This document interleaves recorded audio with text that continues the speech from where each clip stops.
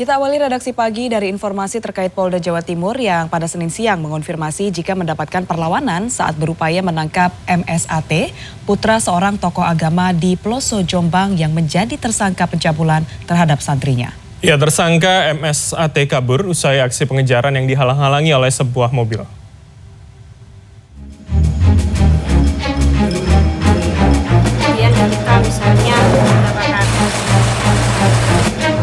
Senin siang, Polda Jawa Timur mengonfirmasi adanya perlawanan saat upaya penangkapan MSAT, tersangka kasus pencabulan santriwati. Lewat keterangan yang disampaikan Kabid Humas Polda Jatim, Kombes Pol Dirmanto, anggota yang melakukan pengejaran terhadap tersangka dihalang-halangi oleh sebuah mobil, sehingga membuat tersangka MSAT berhasil kabur dari pengejaran. Penanganan penangkapan terhadap MSA pelaku cabul di Jombang pada hari Minggu kemarin tanggal 3 Juli 2022 sekitar pukul 12.45 tim kami bergerak menuju Ploso Jombang. Namun demikian pada saat tim kami bergerak di jalan raya dihalang-halangi oleh sebuah mobil Panther. Petugas akhirnya menangkap 2 orang dari dalam mobil dan mendapati 1 pucuk senjata jenis airsoft gun. Pasca kegagalan penangkapan terhadap MSAT, beredar luas video antara Kapolres Jombang AKBP Muhnur Hidayat dengan pemimpin pesantren Sidikiyah Kiai Mukhtar Mukti, yang tak lain juga ayah dari MSAT. Dalam video berdurasi 1 menit 55 detik itu menyebut kasus yang menjerat anaknya adalah fitnah dan merupakan urusan keluarga.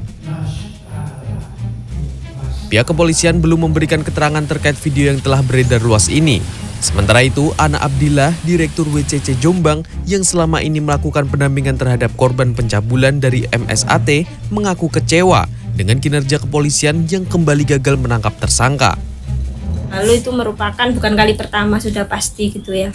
Kemudian ketika misalnya beberapa kali pemberitaan gagal yang dilakukan oleh kepolisian ini menunjukkan tidak ada kredibilitas dari Polres maupun Polda untuk serius menuntaskan kasus ini untuk segera diadili di persidangan gitu. Minggu malam, ratusan personil kepolisian dari Polres dan Polda Jawa Timur dikerahkan untuk melakukan penangkapan MSAT, tersangka kasus pencabulan terhadap santriwatinya sendiri. Karena gagal melakukan negosiasi, akhirnya penangkapan urung dilakukan dan seluruh pasukan ditarik mundur.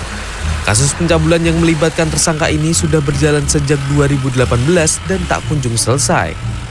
Tim Liputan CNN Indonesia.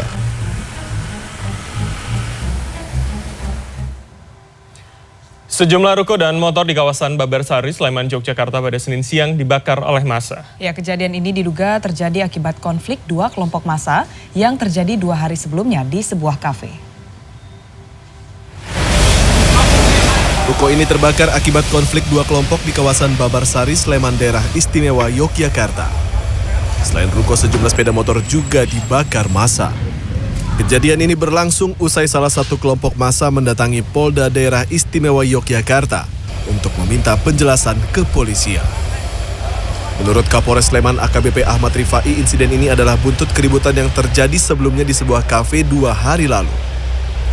Jadi tadi memang ada penyampaian pendapat dari teman-teman yang merupakan tindak lanjut dari peristiwa yang kemarin, karena ada keributan di Glow Cafe, kemudian terjadi penganiayaan dan salah satu korban ini adalah teman-temannya dan minta untuk penjelasan terkait dengan penanganan perkara.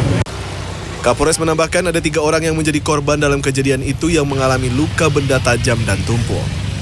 Sementara itu, warga yang menjadi saksi mata menuturkan sejumlah kerusakan yang dialami di kampungnya. Yang sini yang rusak tuh banyak, ini sepatnya ini rusak semua. Sekitar berapa Pak? Berapa ini 1, 2, banyak, rupanya ada berapa itu? 5 lebih. Tapi yang tengah ya lebih 5. Ada korban dari warga nggak tadi Pak? Nggak ada. Nggak. Motor banyak ya Pak? Motor 6. 6 Pak? Dibakar.